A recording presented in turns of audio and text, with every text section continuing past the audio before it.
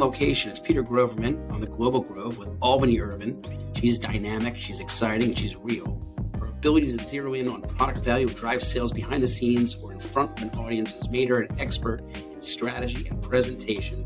As a leading on-air talent at QVC, she drove $200 million in sales.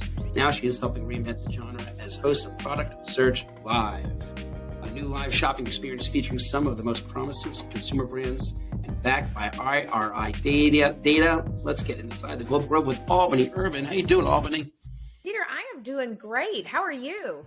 Oh my God, I'm having a good, nice day. How was your Valentine's? You have a good Valentine's Day? I have to tell you, my Valentine's is pretty much the same every year. Heart-shaped meatloaf with the tomato paste and gravy on top. So, it's a theme. It's a family theme. My kids try to outgrow it, but I am not going to let them do it. Okay. All right. Well, welcome to the show. I'm really excited. We've had a couple conversations, but, I'm really looking forward to meeting you in person next week. Yes. Here in Philly, we've got our TV show, Product Search Live. I guess not TV anymore, just platform show. Absolutely. The show. A little about your background. Is that you drove $200 million in sales? Yes. Okay. At QVC. Now, is that an accurate figure? You think? Because I feel like you probably could have touched and sold more than that. Well, that's generally a yearly goal. So when you start to think about it, most people have sales goals for the year or for the quarter or for the month. In home shopping and in live streaming, we get measured in dollars per minute. So now start thinking about items like computers that could be $1,500 or necklaces that can be $2,500 or $3,000. So it really adds up quickly when you are able to present products across all genres. Okay, so you're and can we say, are you the most successful host? I would never say that. And I think we measure hosts in different ways. So I would never, ever say that. All right. Well, I mean, if you're just looking at it from a dollars perspective, that's got to be like a front runner's metric, right? Well, again, I'm not going to tell other people's beeswax, but I know it's right up there.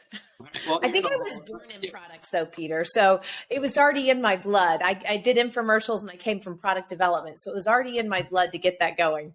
Well, it's just an amazing accomplishment. Thank you. Even just being in the Hall of Fame of QVC hosting, I think is an incredible, amazing accolade. All right. Well, you grew up an Air Force brat, as you put it. You attended 15 schools. How? Like, what does that even mean? Like from kindergarten to 18? Yeah. So here's the deal. I don't know any different. My dad was a pilot in the Air Force. We moved a ton. I thought it was a social adventure. The whole idea of moving all the time is really all I know, but I have to believe that it totally prepared me for life. I thought for sure after I graduated college, I would settle down in one place, but no, God has a sense of humor. At 22 years old, I started traveling all over the world, launching and branding products. So I think just moving around has been in my blood, but it served me well because you get to see people in different lights. You get to see that what might be really cool in junior high on one coast is totally different on another. So you learn to sit in your own authenticity and also celebrate people for their differences. Okay. And what really, I guess from traveling that, do you have any siblings? I do. I have a younger brother and a younger sister. Are you partial to either one? Or are you guys both all in cahoots together? It kind of depends on who's cooking that night because they each have their own special thing, Okay. My brother and I are 17 months apart, so we were thick as thieves. But my sister is 5 years younger, and we shared a room. So we each have our own special relationships. Yeah, and I figured because, like, if you're traveling, like, and I've had the blessing, the fortitude to travel, right? Mm-hmm. And alone, too. And there's nothing better than traveling with other people. Because when you're solo, it's like a different perspective, different experience. Right. But when you got immediate compadres with you that go tour with, I think it makes like creating a crowd, just a force multiplier, clearly, right? Absolutely. So I can imagine your siblings become your best friends. 100%. Because as you walk into any kind of new situation, whether it was a school, an activity, a church, or whatever, at least you had that buddy with you all the time. All right. And then, so how you say that this really set you up for success? So clearly you've got different, like, I guess like special sauce here. What exactly do you mean? You want to unpack that? Yeah.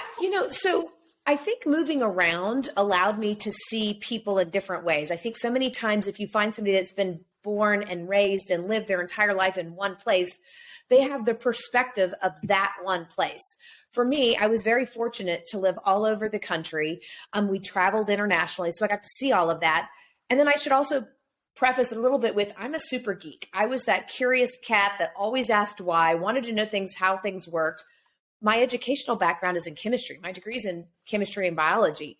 So I always wanted to figure out the whys behind things. But the other thing is I never wanted to see anybody get duped. So, being able to find people for their authenticities, enjoy them and celebrate them for their differences and not see them getting duped is really what served me well in the home shopping and live streaming platforms. Okay, well, that's great. And it makes sense too. And also being, conditioned to meeting new people. I watched a YouTube clip of you just, it was like, I guess a mashup of like your best hits on QVC this morning. Okay. I thought it was just so fun how like there's never an awkward moment. You just are very good at keeping the conversation flowing, and not just flowing, but flowing in an upbeat, positive perspective, which I think is really comforting, right? Thank you. Well, it certainly is fun. And I think when you focus on the people rather than just the product in front of you, and you have those authentic, real conversations, it makes a difference.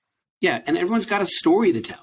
100%. I so agree with that. And I think that's what fascinates me most is really figuring out what their background is, what their story is, where they're going. And it helps me to remember it's not just about me. It's never about me. It's always about the viewer or the person I'm standing next to and what makes it important to them.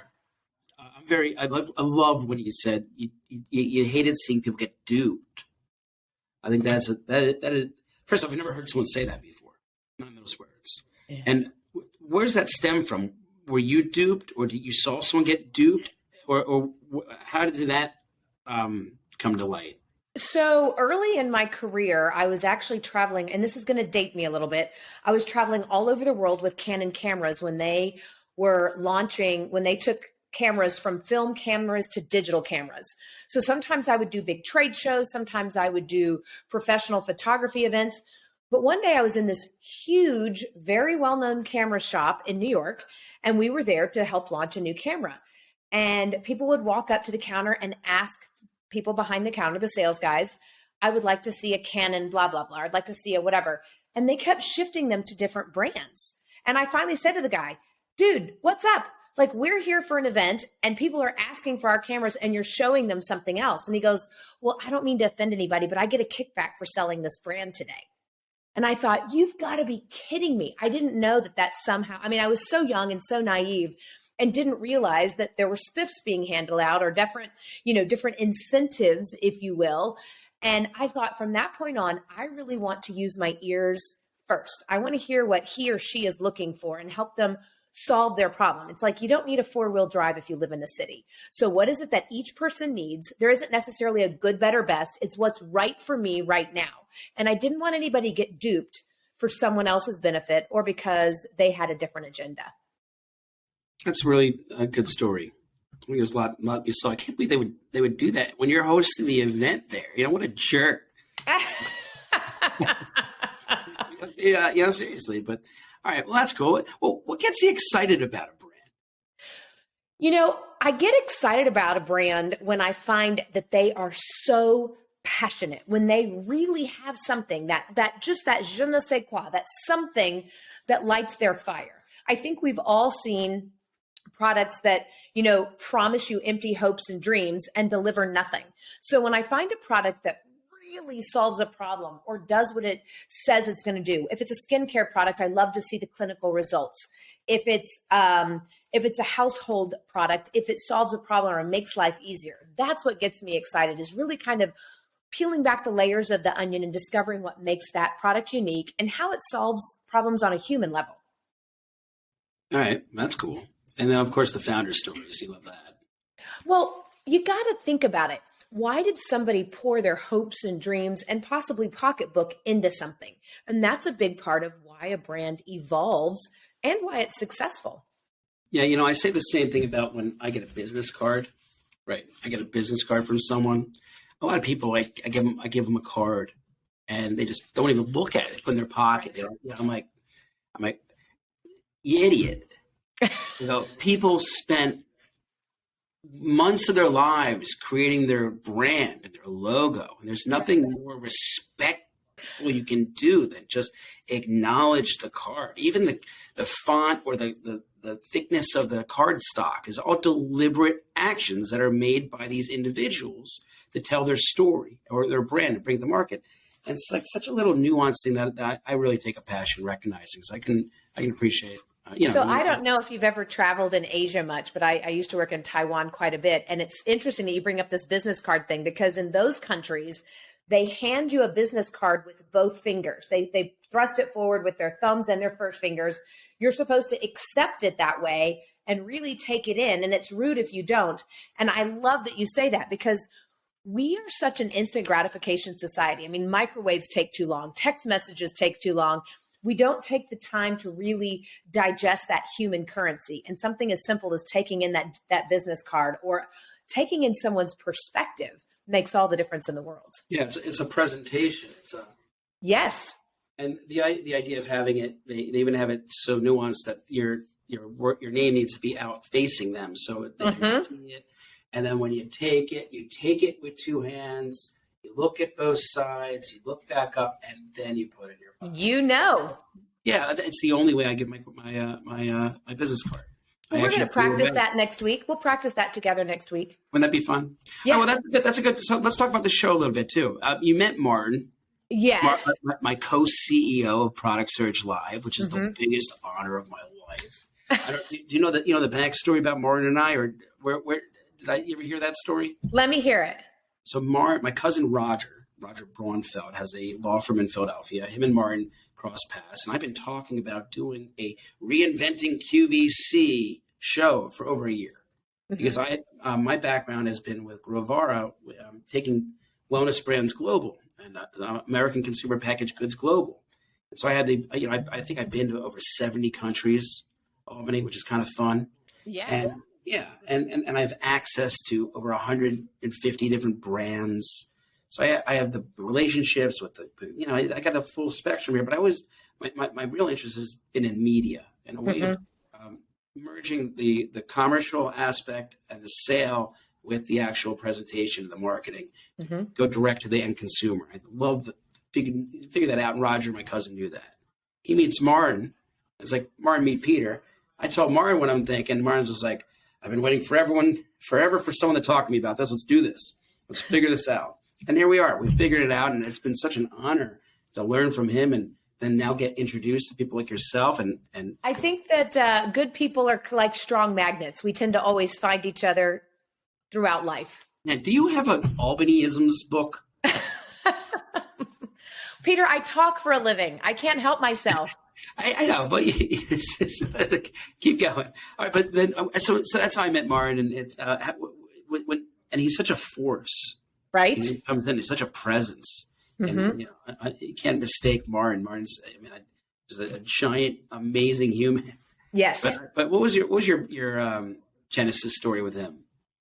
Well, I worked with Martin on quite a few things. I worked with him with Trafalgar Travel. He's such an outside the box thinker. When people ask me about Martin and say, who is he? How does he work? I say, okay, stop the presses. He's not your Excel spreadsheet with a color graph attached. He's not just Crayola 64. He's like Crayola 128 with the sharpener on the back. He can make something out of nothing. And so, as we evolved, I got to do the QVC Sprouts program, which was a product search program with inventors and entrepreneurs that eventually led to the Today Show. We also did Living Social TV. I mean, he created things that nobody thought was possible, which is why I get so excited about working with him. But he's also got this keen ability to see what worked in the past and evolve it into something future and really keep that sustainability moving forward while keeping the product as the center focus. Because again, it's not about us. It's not about you and me. It's about that product and how do you bring it to life? Yeah. All right. Well, yeah, and he does a really good job at it. And he's also good, to your point, being a magnet. Are you brought up to speed on Product Search Live and the brands, or For next week, you feeling like this is just another day at the office for you, right? Well, you know what? It's not another day for me because I feel like we're on the precipice of something great. And it's really been fun. I don't want to give away brands because I think it's supposed to be launched live next week. But I will say, even people from the companies have been sending me notes on LinkedIn talking about how excited they are. And there's such a buzz. Other producers in the industry and people from other networks have been reading the press releases and reaching out to me. So I feel like we're really on the precipice of something great. Yeah, I agree. I think that's the whole premise here is that there's just a lack in, targeting this millennial generation with a direct sales model. I know in Asia it's big. Yes. Europe's seeing some excitement, but really the market in the U.S. is still untapped. And I looked at. I'll show you this. This is ridiculous. Okay. And let's see this translates through. It should. But I was just doing some diligence on our competitors. Okay. And you're a lot more PC than I am. I'm very direct, but I want you to see this because I think it speaks to kind of like where what I think Americans are now getting, which is like second-rate product. Of course, I hit the wrong button. I was on Amazon Live 2 nights ago, and let's see if this pops up here. I'm going to put. It's going to be long-lasting. I don't know what the expiration is on it. That's what I was trying to figure out.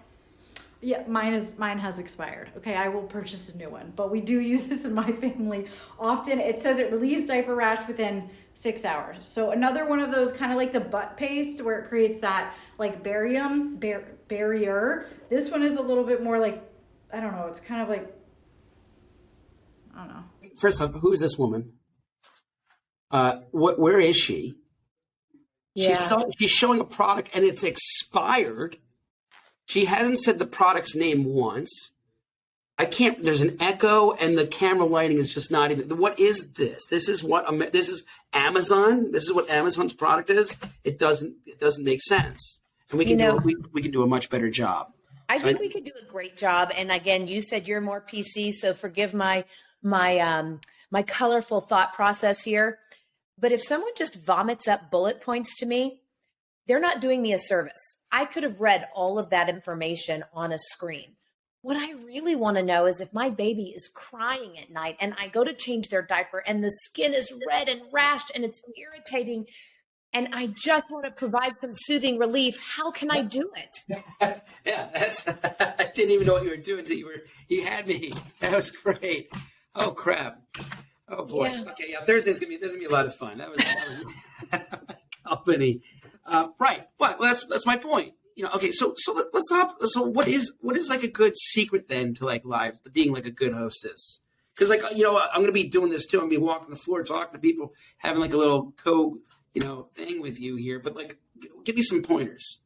Well, I think first and foremost, you have to be in it for someone else. You sell with your ears first, and you're solving someone's problems.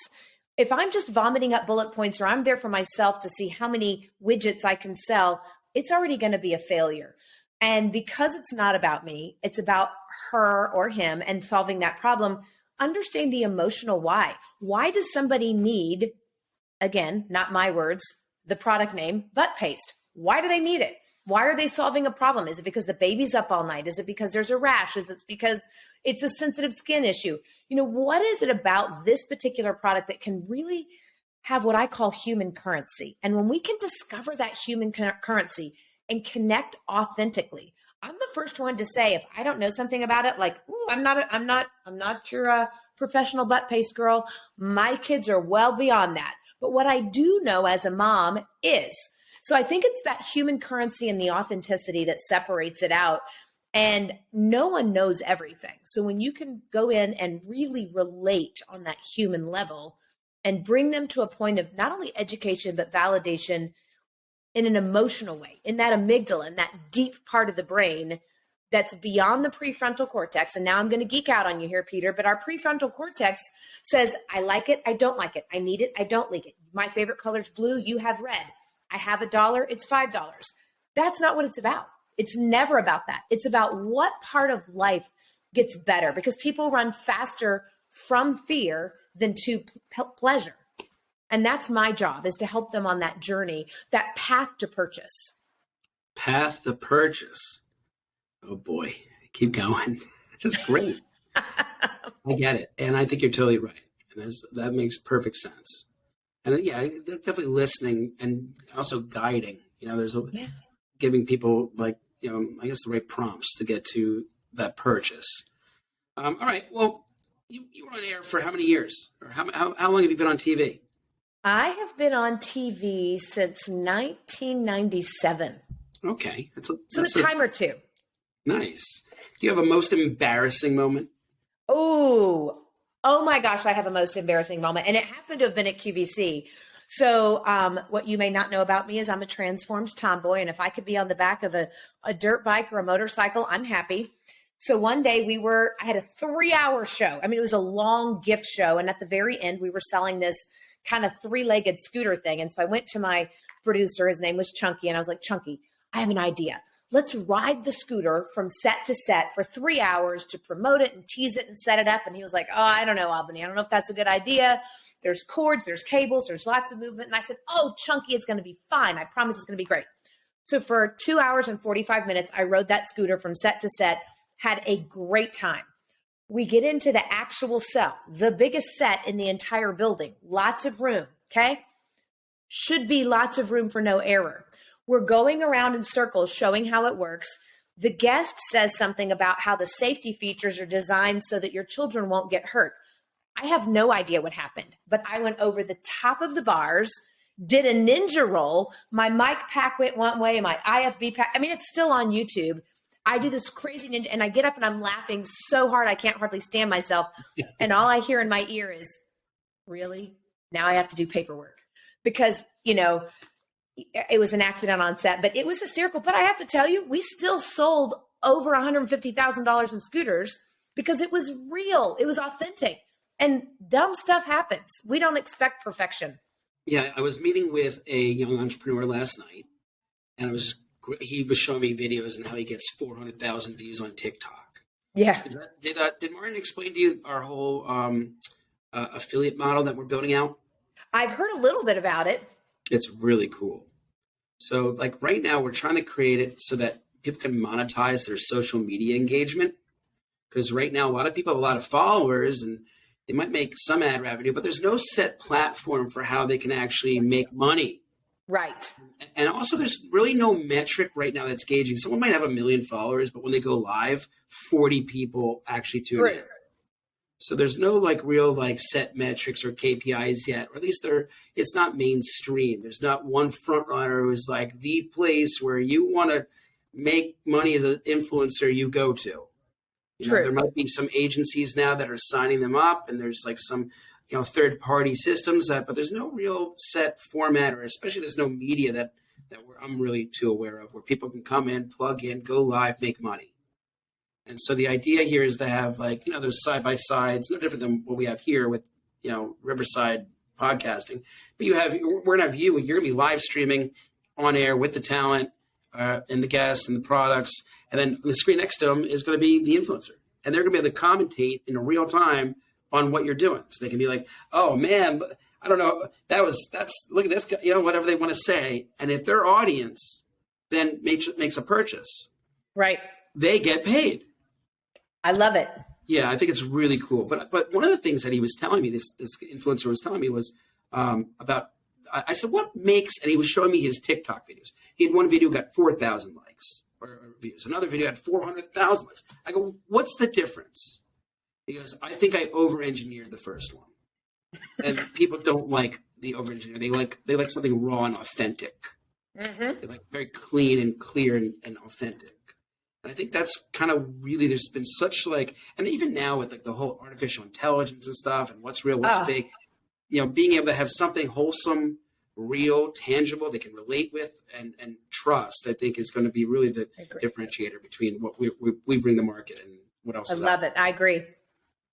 So anyway, and it's going to be great too, because it's going to help us get eyeballs. This is a big experiment. This is the first time this is happening. Right. I don't know anyone else who does a simultaneous live stream broadcast across multiple platforms. And I'm in the entrepreneur in residence office at one of the top 50 law schools on the planet. Right. So that says something. Love anyway, it. You can tell I'm passionate, excited here, and I appreciate your involvement and commitment. And your embarrassing story. Hopefully we won't have anything too embarrassing happening on with us. Let's not do that when we go live next week. Okay, so what do you say you've sold how many products? A couple thousand products? Oh, way more than that. Okay, 25,000 products. I can't give an exact number, but I mean, I've been doing this so long that I lose count on those. Yeah. What's been your favorite? Say it again. Your favorite product you ever had the pleasure of selling? Oh my God, Peter, this thing sticks out. So Peter, do you have children? No. This would be like asking what's your favorite child, what's your favorite flavor at Baskin Robbins. I think I've got favorites for different reasons. I don't know that it's necessarily one. I couldn't even probably give you 10 favorites because there's different ones for different reasons. I think that sometimes a product hits you at a certain season in life or for a certain reason. Oh, wow. That's interesting. And is your house and your home, like you have the policy now where like you can't bring any more samples back to the house? 100% we have that policy. Nothing new in unless something new out type of thing? That's exactly right. Okay. All right. Has there been any product that's been like you saw it and you're like, this is gonna change the world? Well, I have to tell you, I thought that about Keurig coffee makers when they first came out. That's why I asked that question. That makes perfect sense. Yeah. Because we take it for granted. They're everywhere now. Right. There was a moment when they were just new and on cutting edge of innovation. Absolutely. And now, there's a ton of different ones out there. There's different versions. But yes, for sure. That one's changed the way people serve coffee. All right. Well, we don't really need to keep going much longer. It's been a solid 30 minutes here. You're awesome. Thank you. Spend more time with you. Is there anything you want to plug? Or do you have any other questions for me or any expectations about the show? No, I don't have. Listen, I'm all about living in the moment and taking it as it comes. I'm so excited about next week. I can't hardly stand it. I think it's going to be fantastic. And I'm grateful to kind of be a part of that inaugural alumnus team here. You are a day one founder. Oh, thank you. Yes, ma'am. Do we get a costume for that? This is the art of the start. Love it. Oh, I love that. Yeah. All right. Well, what else can I tell you? That's it. I really appreciate your time. What's your website? albanyirvin.com. And you can find me on Instagram and Facebook at Albany Irvin. And even better, you can see her live next week. Yes. Thursday, 7 to 9 p.m. Eastern on Product Search Live, brought to you by Better For You Media. And I've been your host here, Peter Groverman, live at the Global Grove. Albany, thank you. Thank you, sir. I look forward to playing with you next week.